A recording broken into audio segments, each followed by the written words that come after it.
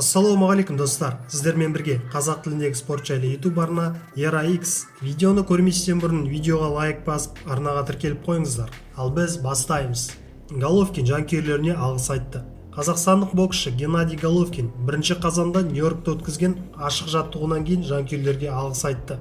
Бүгін жаттығуды көрген жандардың бәріне рахмет. Менің жанкүйерлерімнің бәріне алғысым шексіз. Сіздер үздіксіздер деп жазды Instagram парақшасында.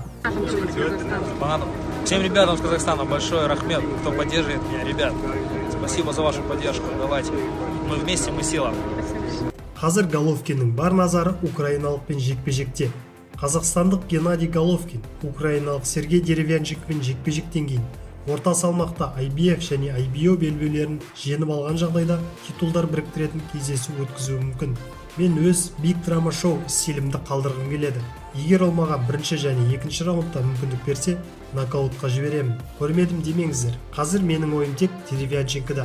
Жеңсем маған үлкен мүмкіндіктер пайда болады. Мен атақты боксшылармен жұдырықтасқым келеді. Мен дайынмын, деді Геннадий Головкин. Мен өзімді әлі чемпион сезінемін. Мен үшін әр жекпе-жек титулды айқас секілді. Менің барлық айқастарым чемпиондық деңгейде. Маған, әрине, қарсыласты бағаламауға болмайды. Әр жекпе-жекке соңғы рет шығып тұрғандай дайындалуым керек, деді Головкин. Және бір сөзінде Головкин Деревянчикіден қорқатынын тағы да мойындады. Мен қатты қобалжып тұрмын.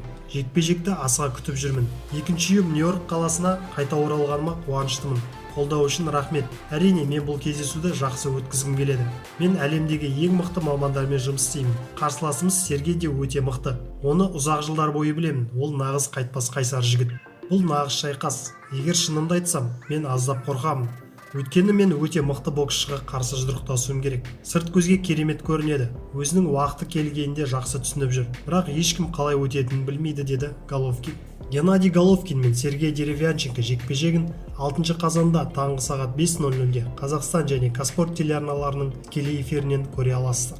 Сіздермен бірге болған қазақ тіліндегі спорт жайлы YouTube арна ERA-X. Арнаға жазылуды ұмытпаңыздар. Күн сайын жаңа видеолар біздің арнаға шығып отырады. Ал мен сіздермен қоштаспаймын. Келесі кездескенше.